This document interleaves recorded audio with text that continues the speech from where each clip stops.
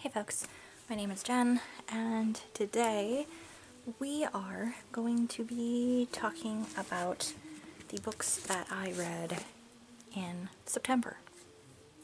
Finally. So I read 3 books in September, and they were all actually books that I have read before. So I'm going to try to make this wrap up actually kind of a quick one.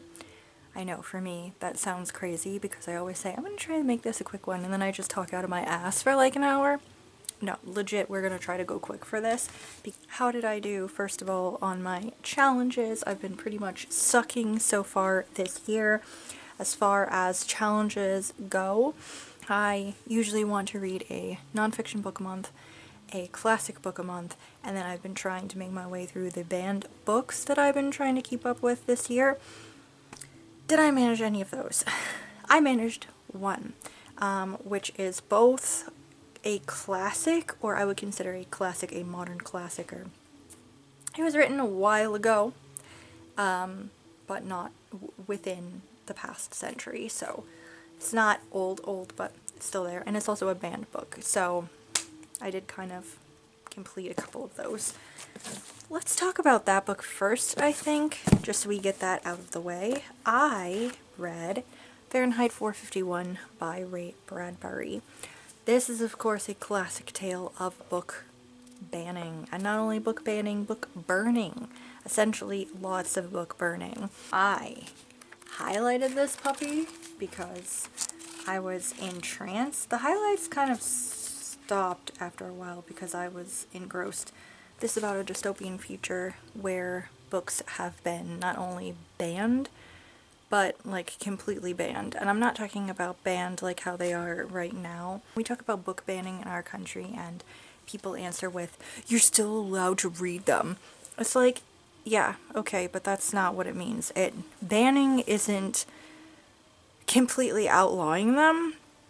Banning is cutting access off to these books, cutting them off to specific people, whether they be in school libraries or oftentimes also in public libraries, cutting off access entirely, making it harder for people to get a hold of these books, whether they be older books that maybe are out of print and so a little bit harder to get a hold of, or if they are books where you would have to go to a bookstore to buy them. Not everybody has the money to buy books, whether they be from like a Barnes & Noble or Books A Million or whatever, or if they be from a thrift store or a secondhand shop. Sometimes people can't buy books, or they don't have the space to own these books, so it gets a little harder for them to have access to them if they are not available in libraries. The trouble with book banning is, yeah, they're not outlawed technically at this juncture, but it is putting that thought out there that these words are somehow dangerous, and it is desensitizing you to the idea that these words, these ideas, these stories, these characters are dangerous, are bad, and trying to put a more negative light on that, trying to start having people blame them for things, much like how back in the day video games were blamed for Columbine, among other things. We know now that, yeah, some of the stuff desensitizes people to things, but it's not really to blame. It is flaws within our system at addressing bullying, at addressing abuse, at addressing mental illness. Like, it's not getting to the heart of issues. It's not dismantling systems of oppression. It's not working on things like that. It's not the objects themselves. They are just a catalyst or a ingredient, I guess, to a maelstrom, if you get what I mean. Anyway, that's my soapbox of stuff right now. This is about a society where books have been outlawed, like legit outlawed. And it actually goes into, in one section in here, the history of how this happened. It is explained. Like, you're getting hints of the way things are and everything's accepted as normalcy. And then partway through the book, you get an explanation of how we as a society have gotten to this point. This is named as some kind of future essentially in our world, but it's not really specifying anything, and it's not really specifying a time period. There is time mentioned within here, but it is a rewriting of history, which is another dangerous part of this, is this rewriting of history. So this is a future in which firemen don't stop fires. Years and years ago, houses have been fireproofed. So there is no need for firemen as their previous job description of firefighters. Now they are there to set fires to illegal things like books. They go out to set fires to these books, these people still holding on to these books, and sometimes these people are arrested or they're carted off to the asylums. And sometimes they refuse to leave their books and they die within the blazes. This follows closely Guy Montag, who is a fireman because his father was a fireman and his grandfather was a fireman, and this is simply a position that he has taken because it is what his family has been doing for a very long time. And he has taught a history lesson of where the firemen came from, and they are saying that Ben Franklin was the one who came up with firemen. I don't know 100% for certain if that is an accurate fact. I feel like I have read that somewhere before, that he was more involved with the creation of the post office, but I believe he might have also been involved with the creation of fire stations or whatever. But knowing Mr. Franklin, not that I knew him personally, but the things that I have read about him, I highly doubt it's accurate that they were created to get rid of media. So this is a future in which anytime tips are given where books are in a residence, the firemen are sent out to destroy. And Montag starts off as someone who kind of enjoys this a little bit. The first line of the book is, "It was a pleasure to burn," and talking about consuming and enjoying that. And slowly over time we see a man who has had different things happen that aren't great. People who speak to him and open his mind a little bit. People who do the craziest things, whether because they are so depressed and they don't understand why, when they have, as it is said in this novel, everything to make them happy and be in a happy, perfect utopia.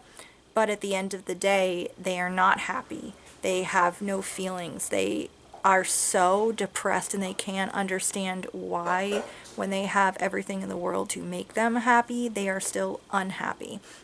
And it is a world also that is so desensitized to violence and just horrific war and just death all over the place, but no one seems to be really processing it well because you're not allowed to really be creative anymore.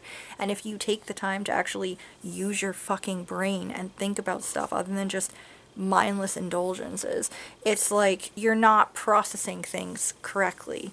And this is about him beginning to kind of process or try to process these super fucking traumatic things that he is witnessing around himself, but he is not able to properly deal with that. Him discovering books and getting caught up in kind of being a criminal by this world's standards. This book honestly scared the ever-loving shit out of me the first time I read it when I was in the 8th grade. There were a couple of scenes and things that were said in here that really bothered me because it sounded very familiar to what it seemed like we as a society were moving towards. And even more so now, reading this, there were different sections of it that kind of freaked me out a little bit. There's a sort of constant noise that is always around them. No one is given the time to really be alone with their thoughts. No one's really given that time to converse with others. They are constantly bombarded by noise. They are constantly bombarded by capitalism and just, yeah, like I said, mindless indulgences, mindless, like entertainment that is all loud and crazy and quick, and everything moves so fast, and a lot of it is also interactive. You end up kind of writing yourselves into these narratives and being a part of everything, and none of these people seem to be really real, which was like, is kind of freaking me out as far as like AI and where we're moving with that kind of thing right now. That's kind of similar to that. There's also something about teenagers, how they are really like violent and kind of out of control, but that's just, it seems like it's mostly accepted, and they are so desensitized by violence and death in the society that they just kind of destroy things for fun. They're going around, for example, to these places where they just smash things, they destroy things. And when I first heard about rage rooms and how those exist, I know a lot of people think, oh, that's really cool, you know, that's really awesome. I felt a fucking chill go down my spine because it just kind of reminded me of that being mentioned within this book, of these rooms where people just go to destroy things for fun. I don't know, it's just one of those things that kind of creep me out. So I found a lot more within this book that feels very similar to where we have been continuing as a society right now, and I understand why people are still really not into this book being available, and in fact wanting to ban a book about book banning, because it is about how terrible it is to do so. There is a quote within this book that I think it is one of, honestly, my favorite quotes in the entire thing. And like I said, I highlighted a bunch in here, like things that were profound or that really kind of hit me hard. But there is this one particular quote that is my favorite. And it says, "There is more than one way to burn a book, and the world is full of people running about with lit matches." And that, I think, was really profound and brings me back to the point that I made about when I first started talking about this, about book banning, and hearing the argument from other people that are like, well, it's not really banned because you can get it. Oh, like it says, there's more than one way to burn a book. There's more than one way to ban a book. And there's a whole world of people just wanting to fucking do it. I found this book incredibly easy to read. I think it is one of those classics that is really easy to read. It's, yeah, very readable. I think the pace is about medium length. It's not a super long book. It wasn't written a long time ago. The language is also easy to read, and like I said, there's bits and pieces in here that are really freaky, really infuriating, little bits that are a tad hopeful, and really incredibly awesome writing throughout. I think 100% you should read this book, especially right now in this current climate that we are in. I gave Fahrenheit 451 5 stars. I ended up doing a reread of The Girl from the Other Side by Nagabe. This is Compendium 1. I ended up giving this a reread, as well as rereading Compendium 2, because I had received Compendium 3 not too long ago, so or Omnibus. I think Omnibus is actually the correct word for it. Yeah, I'd received that several months ago, so, but I read those in October, so I will talk about them then. But this is, like I said, it is the deluxe edition. It is really pretty. It contains, I think, volumes 1 and 2, or if not 1 and 2, it's like 1, 2, and 3. It's really pretty. It's got all like this really pretty artwork throughout here.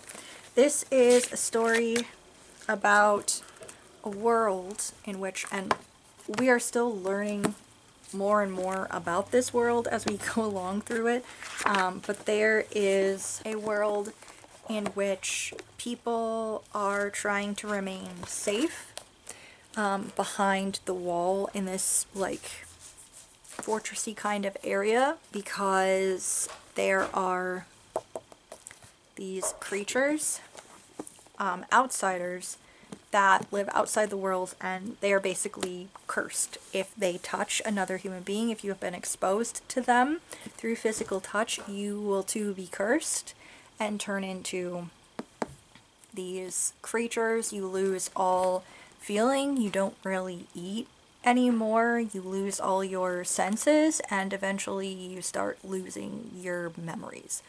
It's really creepy. And the insiders are trying to avoid all of this, and they are also trying to basically eradicate anyone who has even possibly been exposed to outsiders.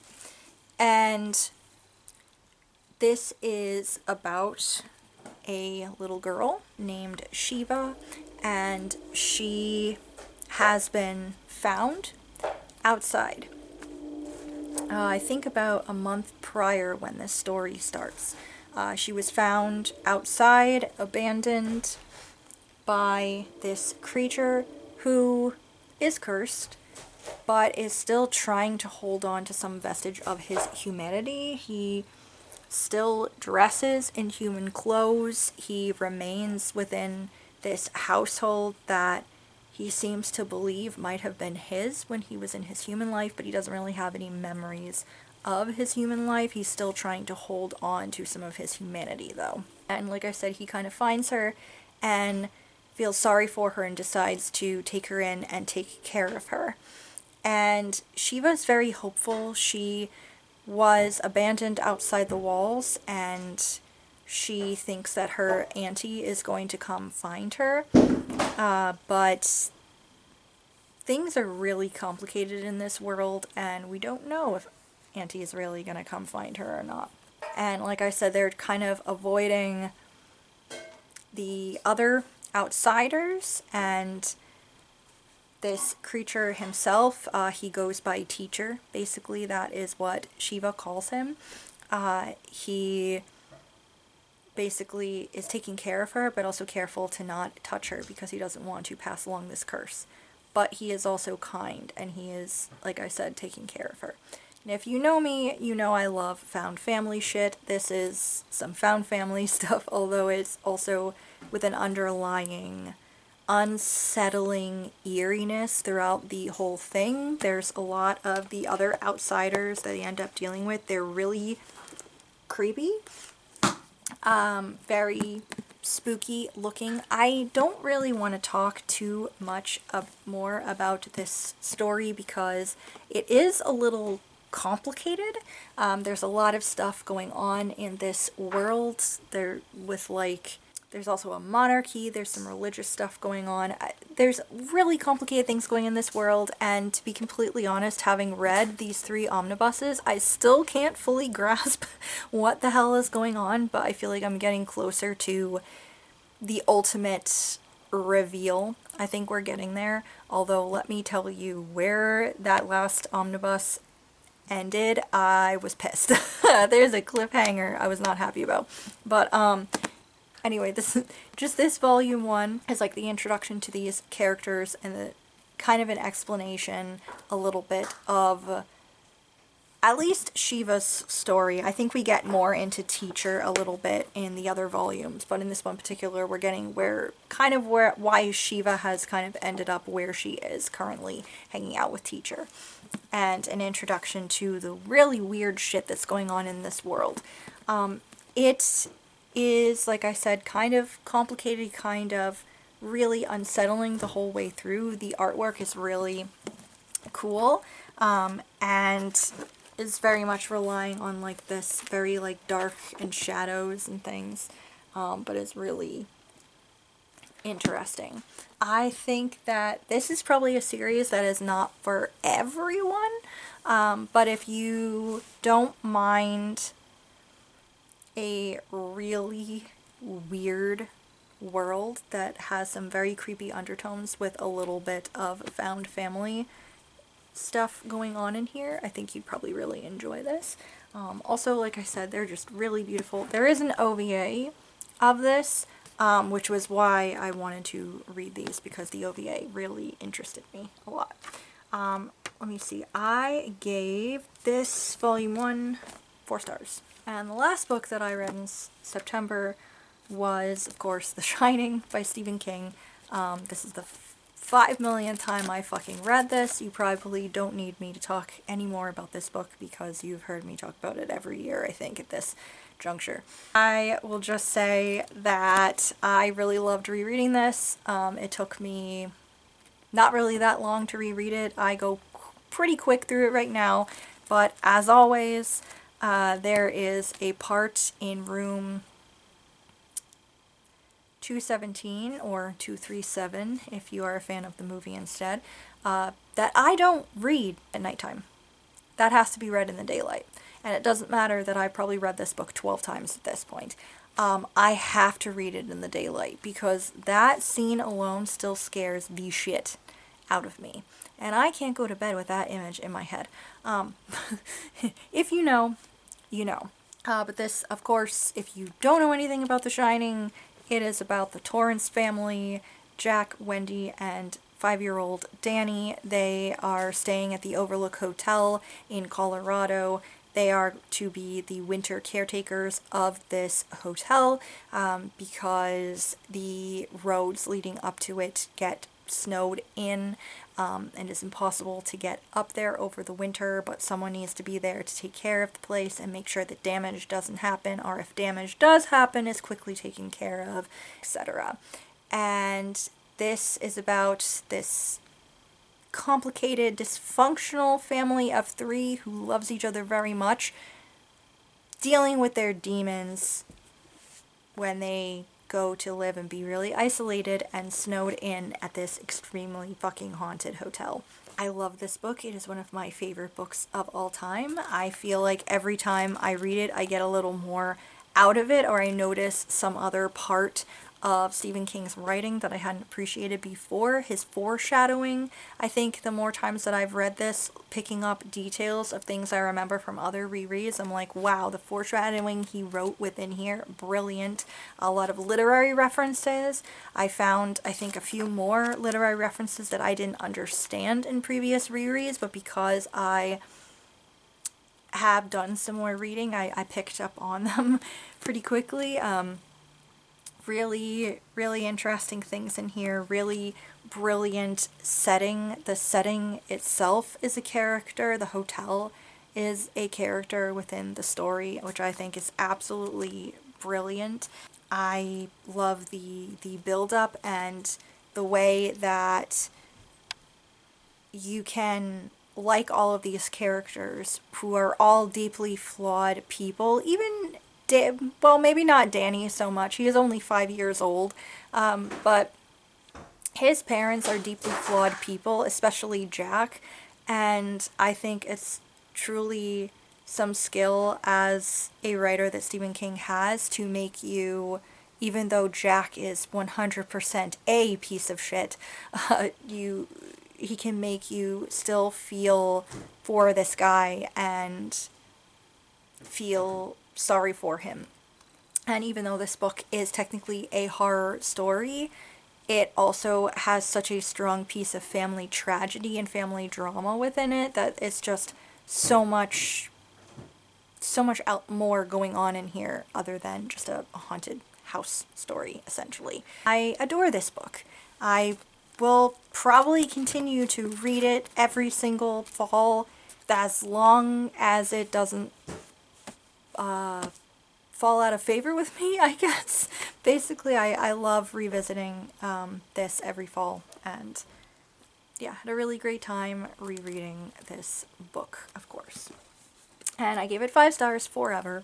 So yeah, that was everything that I read in September. Just quick little reads, pretty much, but I enjoyed all of them immensely, and yeah, had a really great time with these. It's interesting, they were all books that I've read before, but I had a really good time revisiting them. Sorry this September wrap-up is quite a bit late, but let me know if you've read any of these. Let me know what you've read recently, or if you have any suggestions for reads based on what I talked about in this video. Anyways, thank you so much for watching. Thank you for always watching. If you're new here and you would like to subscribe, please do so, and I will see y'all in the next video. Bye!